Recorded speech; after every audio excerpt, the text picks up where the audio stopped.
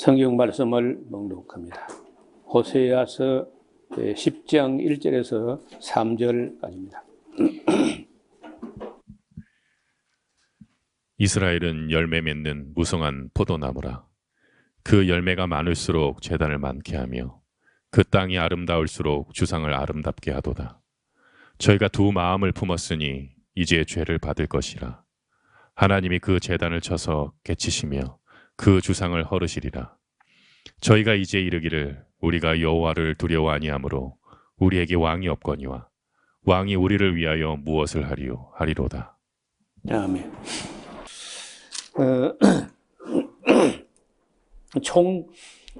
총평을 하듯이 또 최종적으로 마무리를 하려고 하는 그런 장면들이 몇 군데 보이는데, 결론을 보면은 인간은 여유가 생기고 또 뭐 부자가 되고 이렇게 하면은 더 경건해지는 쪽으로 가는 게 아니고 되게 더 부패한 쪽으로 가요. 그리고 더 놀라운 것은 하나님으로부터 멀어진다는 거예요. 가난할 때, 어려울 때, 뭐 그럴 때는 마음도 가난했어요. 근데 물질적으로 풍요로워지고 하면은 우리나라만 아니고 다른 나라도 대개 그 하나님을 버리고 향락에 빠진다는 거예요. 역사 전체가 예를 들어서 국민소득이 2,000불, 3,000불 정도밖에 안 될 때, 그럴 때는 여간 뭐 강대국이라 해도 그래도 하나님 중심으로 신중심주의, 신우선주의 이렇게 되다가 그 어느 정도 재물이 늘어나고 뭐 경제력이 강해지고 커지고 하니까 야, 이거 하나님보다 돈이 더 능력이 있잖아 하고 이제 만몬주의로 물질주의로 이렇게 간다는 거예요. 르네상스 이전까지는 기독교든 이교도 세계든 간에 어떻든 신이 최고다 이렇게 이제 했는데, 르네상스부터는 인간도 보통이 아니다. 인간도 신 못지않다 하고 인본주의로 오더니, 그 인본주의 시대는 수많은 이데올로기라는 게 막 나와서 이념, 무슨 주의가 막 붙어가지고 한 300년 넘어 한 400년까지 그 인본주의 시대가 아주 뭐 이념 무슨 주의라는 게 온 세상을 판을 쳤죠. 그러다가 이제 결정적으로 인간이 최고라고 뭐 떠들고 하다가, 그래 한번 너 이렇게 한번 잘해봐라 하고 이제 하나님을 벗어나게 된 후에 일어나는 사건이 1차 대전과 2차 대전이에요. 아이고, 인간들 뭐 그냥 하나님 손을 떼버리면 그냥 그 지옥이 됩니다. 지옥이 난장판이 되는 거예요.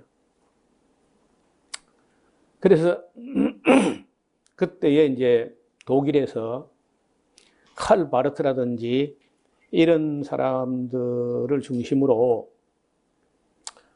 히틀러는 잘못됐다, 히틀러가 죽기 전에부터 잘못됐다 이렇게 말하는 분들이 바르멘 선언이라고 그런 그 신학적 선언을 하면서 우리가 다시 뭐 무기나 어떤 돈이나 이런 거 가지고 되는 게 아니고 다시 하나님께로 돌아가야 된다 하고 돌아간다고 하되, 완전 칼빈으로는 돌아가지 않았다는 거예요. 완전 칼빈으로 돌아가면 이제 보통 우리 보수교단에서는 그걸 칼빈으로 돌아가면 정통이라 그러고, 완전 칼빈으로 돌아가지 않고 조금 다르게 돌아가요. 그걸 신정통주의라는 거예요.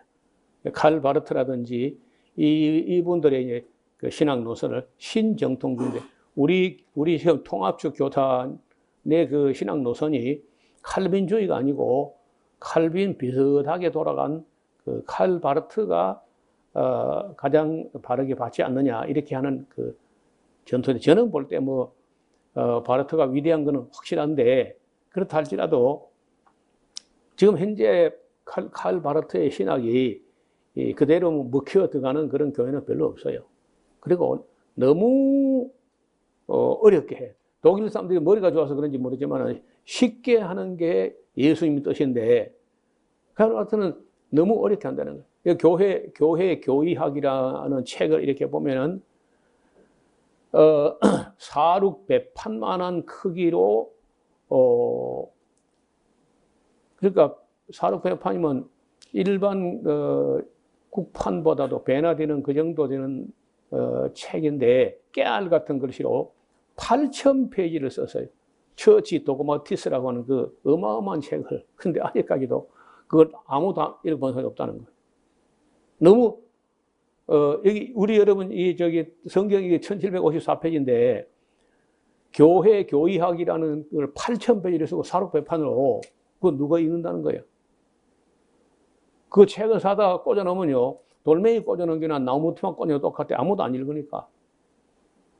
그래서 뭐 신정통주의 하지만 우리 교단도 칼 바르트를 따라가는 것도 없고 저는 우리 한국의 뭐 교단이 127개 교단인가 뭐 이것도 엄청나게 너무 많이 갈라졌다고 했는데 최근에 보니까 347개 교단으로 갈라진 거라. 그래 지멋대로 그냥 떠들며 교단이고 뭐 너도 교단 나도 교단 뭐 이단 다음에 교단이 돼.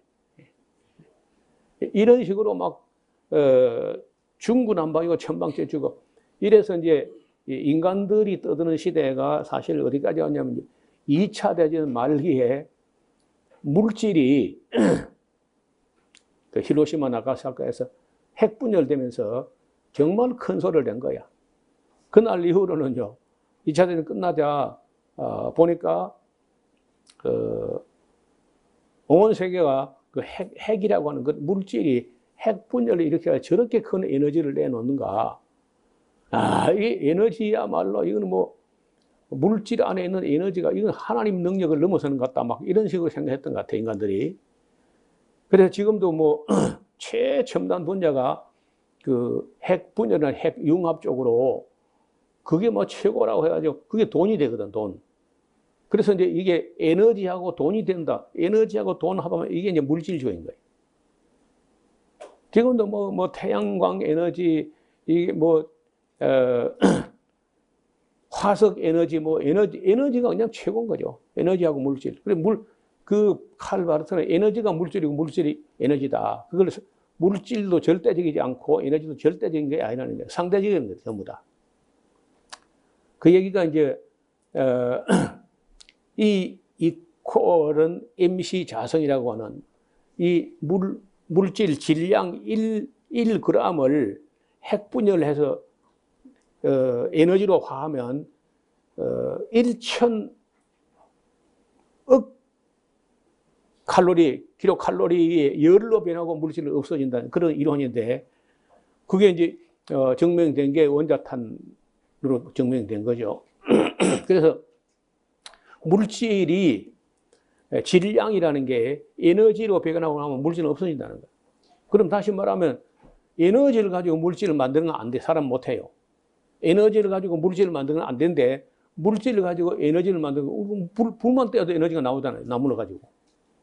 간단하게 하면. 그래서 이 어마어마한 물질 세계 여기 사람들이 빠져들어가면서 하나님으로부터는 점점 멀어지고 거기다가 뭐 찰스 다윈이나 이런 사람들이 나와가지고 진화론을 가지고 떠들어 올리는데 또 거기 다 넘어갑니다. 자기 영혼을 기독교 세계가 진화론에 팔아먹고 자식들을 학교 보내가지고 지금 교회는 방언에 팔아먹고 뭐 이래서 결국은 하나님으로부터 멀어지고 이제 이렇게 잘 살아서록 인간은 하나님으로부터 멀어진다는 거예요. 그런 얘기가 이제 이 10장에 나오는데 이스라엘은 열매 맺는 무성한 포도나무라. 이게 포도나무 같다 그러면 직유법이고 포도나무다 그러면 이제 은유법인데 이스라엘은 열매 맺는 포도나무다. 그 열매가 많을수록 재난을 많게 하며 그 땅이 아름다울수록 주상을 아름답게 하도다. 이 주상이란 말은 오벨리스크라고 하는 돌로 기둥을 한 뭐 10m, 20m 깎아 올리는 고급 오벨리스크는 로마의 베드로 성당 광장에 그 있어요. 그걸 이집트에서 또 실어다가 참 가톨릭도 정신 나간 사람들이고 뭐하러 그걸 하나님께 제일 기뻐하지 않는 건데 그 베드로 성당 앞에 그걸 뭐하러 세운다는 거예요.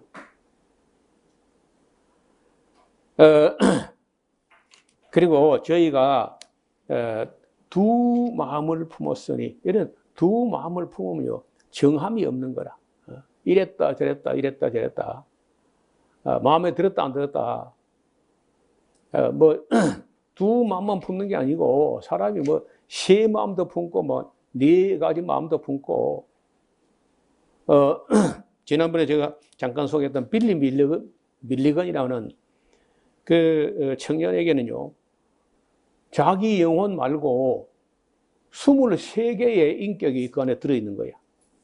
그 어떤 거는 아예 숨어서 나타나지 않고 어떤 거는 한 10몇 개 인격은 뭐 교대로 규칙적으로 나온 거지만은 시시때때로 카멜레온처럼 인격이 변하는 거예요. 나타나는 게.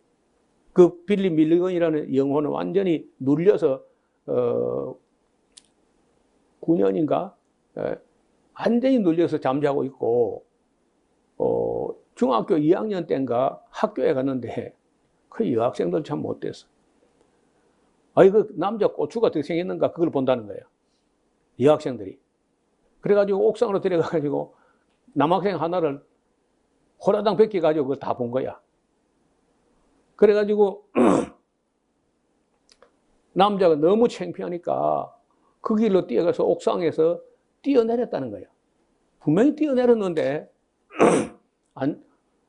뛰어내린 그 순간에 자기는 자기를 잊어버리고 나중에 이제 딴 사람으로 살아가요.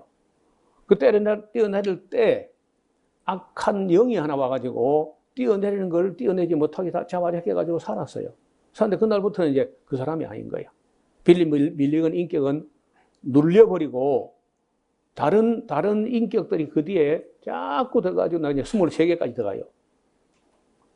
이게 영화로도 만들어졌는데 23 아이덴티티라고 하는 그런 영화가 나와 있어요. 책도 빌리 밀리건이 나와 있고. 이래서 이제 인간이 두 마음을 품는 정도가 아니고 세 마음, 네 마음 사람 자꾸 이제 우리가 뭐 그런 얘기 하잖아요. 욕을 하거나 아주 이제 일관성이 없이 하면은요. 이 이중인격자예요. 그러잖아요. 아이고, 자기는 이중인격 아닌 줄 아는가 봐. 다 이중, 삼중이야. 사도 바울도 선을 행하기 원하는 게 악이 함께 있도다. 그래서 이 인간 내면을 들여다보면은 두 마음을 품고 있다는 거예요. 대개 기본이 두 마음이야. 저 사람 저런 사람이 아니었는데 뭐 이런 거 보이잖아요, 가끔. 그래서 항상 일관성 있게 바른 정신으로 서 있는 사람이 많지 않아요. 두 마음을 품었으니 이제 죄를 받을 것이라 하나님이 그 제단을 깨치며 그 주상을 흐르리로다. 저희가 이제 이러기를 우리가 뭐 여호와를 두려워하지 아니했다가 우리에게 이제 왕이 없거니와 또 뭐 왕이 있어 본들 뭐 우리를 위해서 뭘 해줄 건데 왕이 그 말 맞는 말이야. 그 유명한 존 F 케네디라는 사람이 그 사람도 사실 나쁜 사람이야. 그 존 F 케네디가 그게 못됐어요. 그런데 어떻든 그 사람이 젊은 사람이 대통령이 돼가지고 국가가 나를 위해서 뭘 해줄 것인가? 국가가 무슨 힘이 있어서 뭘 해주겠냐? 그렇게 생각하지 말고 내가 국가를 위해서 뭘 할까? 그걸 생각하시라. 그래가지고 그 성경에 나오는 말이거든요. 자, 대접받고자 하는데 대접을 하라. 어떻든 그 말 해가지고 또 유명해졌는데 제가 요즘에 뭐 그런 유명한 사람들, 유명하다는 저 유명한 사람들 파고 들어가 보면요. 되게 나쁜 사람들, 이중인격자고, 되게 두 마음을 품고 있고, 그래 악해. 저희가 이제 이르기를 우리가 뭐 여호와를 두려워 아니함으로 하나님께서 이스라엘 왕을 안 주셨거든요. 그러니까 왕이 없긴 한데 뭐 왕이 있어 본들 우리를 위해서 뭘 하겠는가? 저희가 헛된 말을 내며 거짓 맹세를 바라여 언약을 세우니 그 재판이 밭이랑에 돋는 인진 같으리로다. 우리가 재판관들을 재판하는 법도 좀 있었으면 좋겠어. 검찰 같은 그런 권력 가진 사람을 뭐 공수처가 만드는데 공수처도 뭐 다른 이상한 사람 손에 들어가네 그것도 아무 역할도 못해요. 그 재판관들의 악을 누가 재판하냐고. 요즘도 그 재판 나오는 결과 나오는 거 보면요 참 한심한 재판이 많이 나와. 하루살이는 다 잡아내고 그냥 뭐 제비는 지나가 버린 거예요. 거미줄처럼. 그래서 그 법이라는 게 독한 인진 같다 쓰다는 거예요. 사마리아 거민이 벳아웬 큰 집이라는 뜻인데 우상 숭배하는 큰 집이 벳아웬의 송아지를 인하여 두려워할 것이라. 그 백성이 슬퍼하며 그것을 기뻐하던 제사장들도 슬퍼하여 이런 그 영광이 떠나갔다. 이제 그런 그 악한 영광 이런 거 그 오래 가는 거 아니야. 여러분 지금 우리 송금선 선교사 일하고 있는 그 나라에 가면 앙코르와트라는 곳이 있어요. 근데 그게 한 개만 있는 게 아니고 옛날 그 크메르 왕국 시대에 국력이 얼마나 막강했는지 그런 게 뭐 캄보디아 숲속에 파면 지금은 뭐 그냥 끝없이 나오는 거예요. 어마어마해. 근데 그런 그 어마어마한 그런 그 앙코르와트 같은 규모의 석조물들이 인도네시아도 가면 있어요. 인도네시아 두 군데나 있는데 가서 보면요. 그야말로 깜짝 놀랍니다. 근데 그렇게 그런 어마어마한 그런 축조물이 있는 나라마다 망해. 그래서 우리나라가 떼서 그런 거면 불국사 뭐 나무 꼬쟁이가 지은 거 그거 한 게 있고 뭐 있어요? 아무것도 없잖아. 그래서 우리는 우리나라 왕들은 그래 다른 나라 왕들 다른 나라 어떤 정계에 비해서는요 상당히 착한 편이야. 독일의 어떤 이름이 까먹으면 어떻든 한 100년 전에 독일의 가톨릭 선교사가 한국 땅에 와서 보고 북한까지 다 돌아왔어요. 그래서 어떻게 한국을 알아가지고 아무도 한 100년 전에 세계적으로 한국은 안 알려졌을 때인데 와서 보고 한국 사람들의 정신 문화나 이런 것들이 독일보다 훨씬 수준 높은 쪽으로 써놨어요.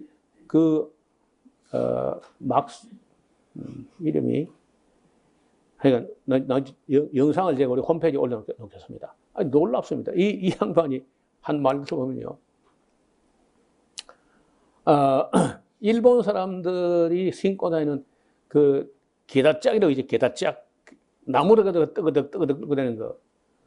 그걸 가지고 어떻게 전쟁하냐는 거라. 그걸 가지고. 그런데 한국 사람 집시는 보니까 나라 완전히. 게다짝하고 비교하면 집시는 가볍기도 하고 습기도 잘 빨아들고 빨리 다 없어져 문제지. 이제 그런 것부터 해가지고 한국 시는 참 욕심도 없다는 거라. 왜? 찬물 한 그릇 가지고 만족해. 냉수 한 사발. 어떻게 이런 착한 신이 있냐는 거예요. 한국 귀신은. 정한수라고 그 찬물 한 그릇 아무것도 없잖아. 그런 신이 세상에 어디 있어요? 하여간 이 신들의 세계를 보면은 어마어마하게 사람을 잡아족치는 신이 있는데 그게 이제 힌두교 신인 거예요. 그래서 이제 인도라든지 인도, 태국, 그리고 이제 인도 차이나 반도의 뭐 라오스, 캄보디아 뭐 이런 쪽으로 하고 그리고 이제 인도네시아 발리 섬 이런 쪽으로 힌두교가 퍼져나가는데 하여튼 그 석조 구조물들이 우리 상상을 넘어서는 거예요. 그러니까 살아있는 사람을 위하지 않고 사람이 신을 위해 가지고 그렇게 어마어마하게 동원돼 가지고 못 살게 구니까 그게 망하는 거죠. 그래서 우리 기독교는 원래 예수님께서 뭐 구약 시대에는 이제 뭐 자꾸 눈에 보이는 그런 뭐 신전 뭐 이런 거 가지고 자꾸 거기에 매료되고 하니까 하나님의 성전을 지으라 그래 했지만은 여러분 신약 성경에 와서는 사실요 사람이 많이 모이니까 필요에 의해서 예배당을 짓고 하긴 하지만은 한 번도 신약 성경 어디에도 예배당을 지으라 그런 말이 없거든요. 그렇잖아요. 우리가 필요해서 짓는 거지. 하나님 위해 짓는 게 아니야, 사실은. 우리가 필요해서 짓는 거지. 하나님께 드려진 것을 가지고 우리가 필요해서 짓는 거니까 그거 어마어마하게 지어가지고 빚지고 하는 거 잘하는 게 아니야. 중요한 건 사람의 사람. 건물 이런 게 아니고. 그러니까 이게 그 수준이 낮을수록 건물이나 이런 걸, 신전 이런 걸 어마어마하게 짓는데 그거는 백성을 위하는 게 아니고 백성을 잡는 거예요. 여러분 애국 같은 나라에서 아무리 나라 당시 컸지만은 그 피라미드 그거 이제 우리가 보이는 건 세 개인데 여러 세 개가 300개도 넘어요. 끝도 없이 크고 작은 것들이 있는데 그러니까 백성들이 쇠하게 되는 거예요. 망하잖아요. 카이로가 아마 1300만인가 되는데 인구가 1300만, 1800만, 아니 뭐 자기도 모르고 나도 몰라. 너무 많아서 세고도 많아. 노무현 대통령 방문할 때까지 중앙선도 없었다는 도로가. 그러니까 노무현 대통령 온다 하니까 중앙선을 끄었다는 거예요. 신호등이 없는 건 기본이고 중앙선도 없어. 그러니까 뭐 차가 지멋대로 가는 겁니다. 오는 차 가는 차 막 부딪히지만 않으면 괜찮아. 부딪혀 사람 뭐 안 죽으면요 경찰도 박장돼서 웃어 그냥 이리 밖에 안 죽었다는 거야. 여러분 이게 나이가 몸이 그리 오래됐는데 복잡합니다. 근데 얼마나 잘 그 차 사이로 사람들이 날아다니는지요. 중앙선도 없고 신호등도 없어서 사고가 안 나. 하나 익숙해가지고. 그런 문화에 비해서 그럼 우리는 우리 역사를 보면은 그래 왕들이 그래도 몇 사람이 좀 뭐 고약한 사람이 있었지만은 대체로 다른 나라 왕들에 비해서는 우리 역사의 왕들이 착하다는 거예요. 진짜. 자, 이 아수르 이제 와서 아수르 군대가 오면은 너희 뭐 그 신전 뭐 안에 신전에 다 보물이 있거든. 다 금이 있고 이거 다 아수르 왕이 가져간다. 실제로 사마리아 왕은 물 위에 거품같이 멸망할 것이며 이스라엘이 죄된 아웬의 산당들은 파괴되어서 가시와 찔레와 그 위에 날 것인데 그때 너희가 산들어 우리를 가리우라 할 것이요 작은 산들어 우리의 무너져라 이런 말이 어디서 들은 것 같지 않아요? 어디 나오는 말? 네? 이래서 이제 목사가 먹고 사는 거 아직도. 자꾸 잊어버리니까. 요한계시록 6장에 별들이 떨어져가지고 너무 두려우니까 산을 보고 그냥 우리의 빠이 보고 우리의 떨어져서 우리 빨리 죽어버려가지고 그거 안 봤으면 좋겠다. 이런 말이 계시록에 있고 여기 나오는 것은 경구란 겁니다. 그 이스라엘 사람들에게 오래된 경구. 너무 두려우면은 저 산이 나를 덮쳐가지고만 일순간에 죽어가지고 아무것도 안 봤으면 좋겠다. 이제 이런 감정을 표현하는 그런 경구라는 거예요. 자, 9절에 이스라엘아 네가 기브아의 시대로부터 범죄하였거니와 사울의 시대부터 베냐민 땅이고 그때는 그 사울의 기브아죠. 그때부터 흉악한 족속을 치는 전쟁을 거기서 면하였도다. 내가 원하는 때에 저희를 징계하리니 저희가 두 가지 죄에 걸릴 때에 만민이 모여 칠 것이다. 에브라임이 마치 길들인 암소 같아서 곡식 밟기를 좋아하나 내가 그 아름다운 목에 멍에를 메우고 그의 위에 사람을 태우리니 유다가 밭을 갈고 야곱의 흙덩이를 깨뜨릴 것이다. 그래서 이 노예 근성이 있는 사람들, 특히 우리나라 사람들에게는 뭐 젊은 사람은 좀 다른데 우리 나이보다 한 10살 아래까지 지금 그러니까 한 50대까지도 60대, 50대까지도 여전히 그런 노예 근성이 있어요. 그 민주 시민 정신이 있는 게 아니고 노예 근성이 있어가지고 미국이 대국이니까 미국을 섬겨야 된다. 이런 생각을 갖고 있는 거예요. 또 대통령이 그냥 강력한 리더십으로 확 눌러주기를 바라는 그런 노예 근성이 있어요. 저는 뭐 옛날 사람이고 나이가 들고 뭐 경상도 사람이고 그래도 그런 그 노예 근성, 이건 내가 참 용납이 안 돼. 따라서 저도 누구를 뭐 노예처럼 이렇게 하고 싶지가 않습니다. 좀 자유롭게 그렇게. 12절에 너희가 자기를 위하여 의를 심고 그 자기 의를 심는 게 자기를 위한 거야. 여러분 그 의란 게 대개 남을 위하는 건데 이게 자기를 위한 게 돼요. 그리고 긍휼을 거두라. 다시 말하면은 우리가 의를 행하고 선을 행하면은 하나님도 우리를 긍휼을 거두게 해준다는 거예요. 지금이 곧 여호와를 찾을 때니. 여러분 이 사람이 배부를 때는 잘 안 찾지만은 어려움을 당하면 하나님 찾고 하잖아요. 그러니까 아수르 군대가 올 때쯤 그때쯤이야말로 여호와를 찾을 때다 지금이라도. 그래서 묵은 땅을 기경하라. 오늘 그 제목이죠. 묵은 땅을. 사람들이 늘 하던 데 어떤 변화가 없고 하면요, 그냥 마음의 길바닥처럼 밟혀가지고 매너리즘에 빠져가지고 습관성이라든지 이런 데 빠져서 그냥 돌이 그대로 굳어버려요. 그래서 가끔은 이 땅을 좀 갈아엎는, 그래서 그 씨를 뿌리기 좋은 땅이 되게 하는 게 중요하다는 거죠. 너희 묵은 땅을 기경하라. 마침내 여호와께서 임하사 의를 비처럼 너에게 내리실 것이다. 했더니 너희는 악을 바꿔라. 죄를 거두고 거짓 열매를 먹었어. 그러니까 하나님은 항상 지금이 여호와를 만날 만한 때다.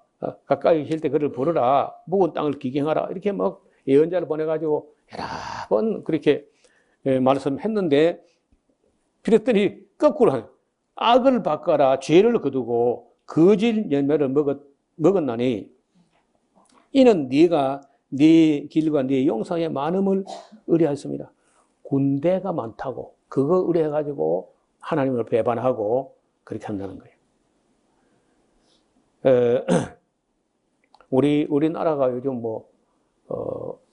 북한 때문에 북한이 신경 쓰여가지고 그 대포, 탱크, 자주포 이런 걸 자꾸 만들었는데 꽤 많이 만들었는가 봐요. 그런데 우리나라 보유하고 우리나라 실전 배치되어 있는 게 한 2,000대가 넘는가 봐요.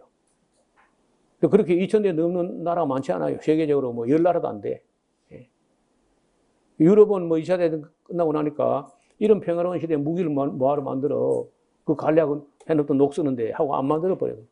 그러니까 갑자기 우크라이나가 당하는 걸 보고 지금 어떻게 한국하고 좀 해가지고 한국 그 무기가 값도 절반이고 성능도 최첨단이라는데 지금 한국 무기는 없어서 못 팔 정도로. 미국 거는 만들기 비싸. 그리고 또 오래 걸려. 한국 사람들이 열심히 일을 안 하거든, 저것들이. 근데 어쩌면요, 한국도 하나님을 믿는 것보다 그 미국을 믿거나 또 무기 좀 있다고 그걸 또 믿고 좀 까불고 그럴 위험성이 있다는 거예요. 인간이라는 게. 네가 네 길과 네 용사의 많음을 의뢰하였지. 그거 믿고 네가 까불었지 그 말이죠. 그러므로 너희 백성 중에 요란함이 일어나며 네 산성들이 다 해파되되 살만은 이제 아수르 왕 살만 에셀을 말합니다. 살만이 이 전쟁의 날에 베다벨을 해파한 것 같이 될 것이라. 그때 어미와 자식이 함께 부셔졌도다. 너희의 큰 악을 인하여 베델이 이같이 너희에게 행하리니 이스라엘 왕이 새벽에 멸절하려다. 그 졸지에 망한다는 거예요. 얘는 그 큰 힘이 있는 나라가 보통 전쟁을 많이 하는데, 전쟁을 하면은 이기거나 지거나 하고 어떤 게 두 나라 다 망하는 수가 있어요. 그래도 전쟁 안 하는 것보다 전쟁하는 게 정치하기 훨씬 좋다네. 내부에 분열이 있거나 내부에 말이 많으면 전쟁해가지고 시선을 다 외부로 돌리게 하는 거예요. 그 수법을 대부분 뭐 옛날부터 써왔어. 다. 그리고 미국은 1차 대전, 2차 대전 때, 그리고 일본하고 전쟁해가지고 이긴 그 유일한 전쟁 승리고, 나머지는 미국에서 안 지는 전쟁이 없어요. 다 배부른 전쟁이거든, 이게. 절박한 전쟁이 아니고, 괜히 하는 전쟁인 거예요. 명분 없는 거. 그럼 맨날 저도요, 미국에 가서 어느 전쟁에, 베트남 전쟁 저도 그것 때문에 미국 경제는 많이 살아납니다. 무기를 많이 만들어가지고. 그리고 또 그 주변 사람들이 무기를 또 사주는 겁니다, 또. 지금까지는 그 미국, 무기 수출이 중국, 미국, 중국, 소련 이 세 나라인데 지금 한국이 그 중에 이제 한 달이 끼고 들어가는 거예요. 지금 미국도 우크라이나가 보낸다고 포탄이 모자라고, 러시아도 모자라고, 그 다른 나라는 폴란드는 한국 와서 사정하고 있고, 러시아는 김정은한테 가서 빌고 있잖아. 푸틴이. 그런데 그런 전쟁이 일어나게 되면은, 백성들 통치가 훨씬 수월하다는 거예요. 전신이가 찍소리 하지 마 하고 애국법이 가동되면서 불만도 다 그냥 다 입을 닫아야 됩니다. 항상 정치인들이 그렇게 해왔어요.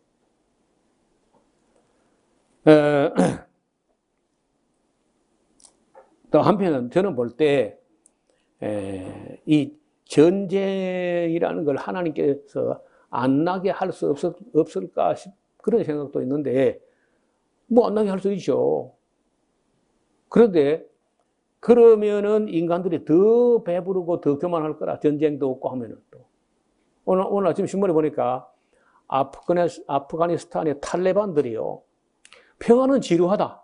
그 사람들 맨날 소련하고 8년인가 그렇게 싸웠고, 미국하고 20년 싸웠잖아. 그래서 30년 동안 맨날 전쟁하고 뭐 이렇게 했는데, 뭐 대포 소리도 안 나고, 폭격 소리도 안 나고, 평화가 한 몇 년 지속되니까 미국 도망가고 나니까요, 평화가 너무 지루하다는 거야. 그리고 어디 또 전쟁할 데 없나 하고 이제, 그 좀이 쑤셔가지고 가만히 앉아있지를 못해. 자, 그런 거 보면요, 인간들이 하는 건 정말 인류의 종말이 와가지고 인류가 싹 다 많은 게 맞다는 거예요. 얼마나 악한지다. 어떤 의로운 나라, 선한 백성, 그런 잘 없어요. 다 보면 좀 악한 거예요. 라인홀드 니브라고 하는 그 미국의 신학자가, 형제간이 유명한 리차드 니브하고 라인홀드 니브라는 사람이 있었는데, 이 사람이 인간이 악하다는 거야. 그래서 그 유명한 책인데, Moral Man and Immoral Society라고. 사람은, 개인은 보면 착한 것 같은데, Moral Man. Immoral Society. 사회적으로 보면 단체를 모이고 사람이 여러 모이고 조직을 가서 보면 전부 못됐다는 거야. 개인은 보면 만나보면 괜찮은 사람들인데, 뭉쳐 조직을 만드는 항상 악하다는 거예요. 그 유명한 책이라니까. 그래, 이제 그 말을 오래전에 신학교 때 들었는데, 그 뒤로 가만 보니까 정말 그런 것 같아요. 이스라엘이 어렸을 때 내가 사랑하여 내 아들을 애굽에서 불러내었다. 또 하나님께서 옛날 추억을 이야기합니다. 그래도 그 눈앞에 펼쳐진 현실은 다 죽여버리고 싶을 만큼 그리 악하고 못된 이스라엘. 그런데 또 때로는 또 하나님께서 그 옛날 추억을 또 떠올리는 거예요. 이스라엘 어렸을 때 내가 사랑하여 내 아들을 애굽에서 불러내었거늘 그 이후에 선지자들이 저희를 부를수록 저희가 점점 더 멀리하고 바알에게 제사하며 아로새긴 우상 앞에 분향하였느니라. 그러나 내가 에브라임에게 걸음을 가르치고 내 팔로 안을 치라도 내가 저희를 고치는 줄을 저희가 알지 못하였도다. 내가 사람의 줄, 그 사랑의 줄로 저희를 이끌었고 저희에게 대하여 그 목에서 멍에를 벗기는 자같이 되었으며 저희 앞에 먹을 것을 두었노라. 만나를 흘려주면서 구름 기둥과 불 기둥을 안고 그 광야길을 건너오면서 그 하나님의 첫사랑 이야기를 몇 번 호세아서 이야기해요. 그래서 이 호세아서가 하나님의 사랑과 질투의 신학이라는 거예요. 저희가 애굽 땅으로 다시 돌아갈 수 없는데 내게로 돌아오지 않으니까 어찌하겠느냐. 아수르 사람이 가야지.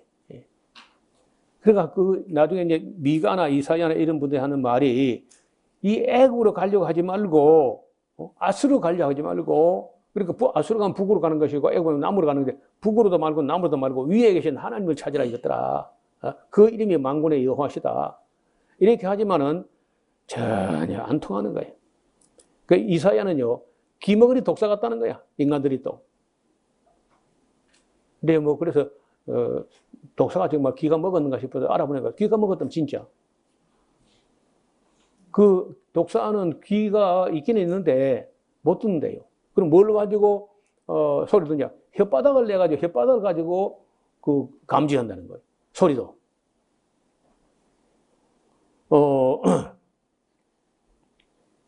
근데 그 어떻게 이사야가 알았을까? 기머리 독사라고.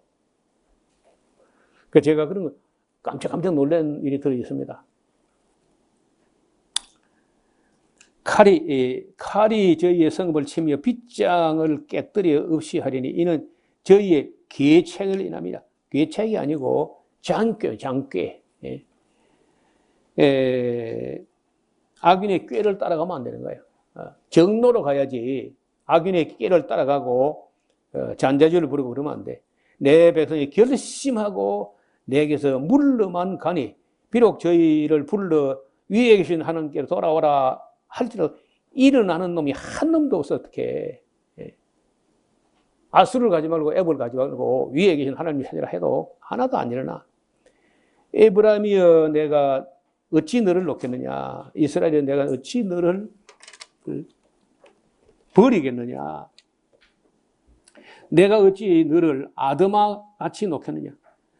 내가 어찌 너를 스보임 같이. 그 아드마 스보임은 소돔 옆에 있던 어떤 도시인데 그렇게는 못한다는 거예요. 아무리 하나님이 화가 나고 속이 상하고 다 그냥 죽여버렸으면 좋고 하는 짓을 볼 때는 그렇지만은 그래도 그렇게 못한다는 거예요. 아드마같이 스보임같이 소돔같이 그렇게는 못한다. 내가 어떻게 너를 애굽에서 어떻게 너를 안고 왔는데 내가 어떻게 너를 버리겠느냐.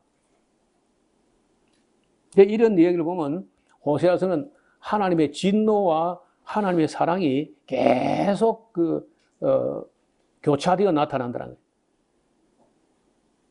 거예요. 내가 나의 맹렬한 진노를 바라지 아니하며 내가 다시는 에브라임을 멸하지 아니하니 이는 내가 사람이 아니고 내가 하나님이기 때문에 그래. 사람 같으면 너 다 죽었어 너 다. 내가 하나님이기 때문에 차마 너 죽이지 못한다. 그런 얘기. 나는 네 가운데 거하는 거룩한 자니 진노함으로 네게 임하지 아니하리라. 그래서 막 화를 안 내려고 하나님이 화를 쓰는 거예요. 저희가 사자처럼 소리를 발하시는 여호와를 쫓을 것이라. 여호와께서 소리를 발하시면 자손들이 서편에서부터 떨며 오며 저희가 애굽에서부터 새같이 아수르로부터 비둘기같이 떨며 오리니 내가 저희로 각 집에 머물게 하리라. 나 여호와여 말해. 이게 언제냐면요. 아직 안 이루어져서 종말 때 예수님 재림할 때쯤에 그때 가서 이런 일이 벌어지는 거예요. 그래서 지금 뭐 나라를 망하게 하고 아수르에 사로잡히게 하고 해도 버린 게 아니라는 겁니다. 아드마같이 스보임같이 소돔같이 그렇게 버린 건 아니라는 거. 언젠가 돌아오게 한다. 끝날에. 에브라임은 거짓으로 이스라엘 족속 계희로 나를 에워싸고 유다는 하나님 곧 신실하시고 거룩하신 자에게서 정함이 없도다. 이랬다 저랬다. 다윗은요 깜빡 한때 무슨 실수도 하고 간음도 하고 뭐 살인도 하고 했지만은 그 한 번 딱 그 정한 마음요 그 다른 나라 안에 없는 말이다. 일편단심이라고. 절대 흔들리거나 그렇게 정함이 없이 이렇게 하지 않았다는 게 다윗 같은 경우는 일생 동안 변함없이 좋은 사람이었죠. 그래서 우리가 이 호세아를 통해서 들려지는 하나님 말씀은 진노하시지만은 버릴 수가 없고 또 징벌이야 하지만은 포기할 수는 없다는 거예요. 그래 언젠가는 끝날에 돌아온다. 근데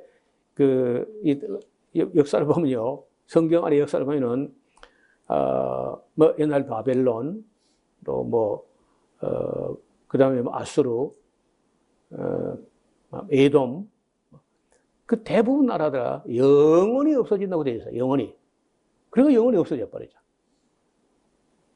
그런데 이스라엘에 대해서는 그 어떤 나라보다 하나님이 진노하시지만 그래도 내가 버린 것도 아니라는 겁니다.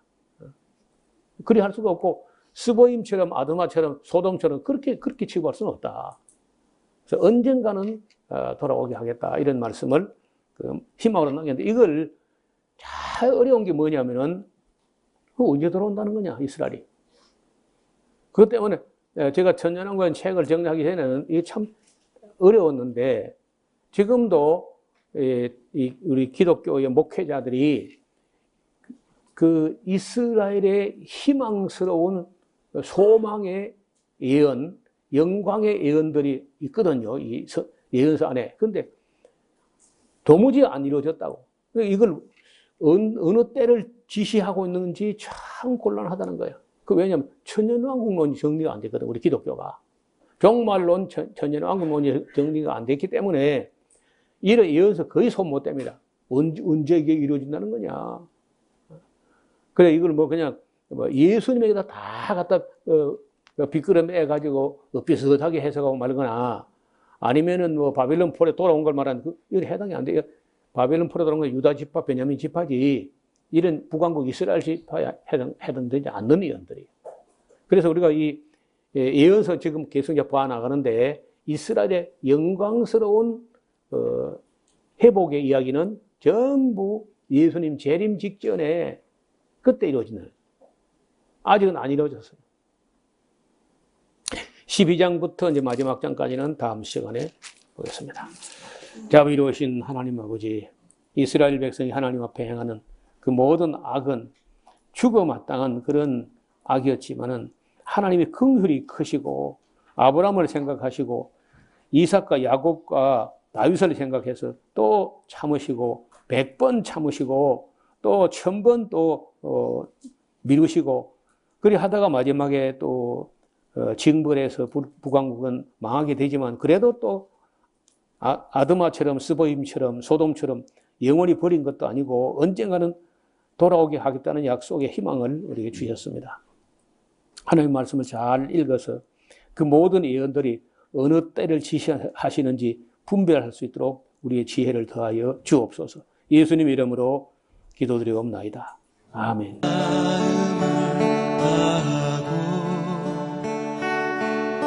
성품을 다하고 힘을 다하여서 여호와를 사랑하라. 내게 준 계명을 마음에 새기고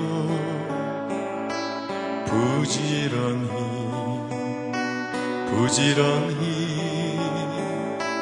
이웃에게 전하여라. 그러면 내가 짓지 않은 큰 집을 주리라. 내가 심지 않은 과실을 먹게 하리라.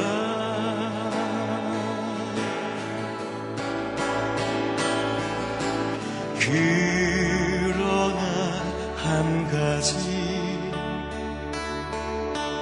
잊지는 말아라. 죄인 된 우리를 구원하신 여호와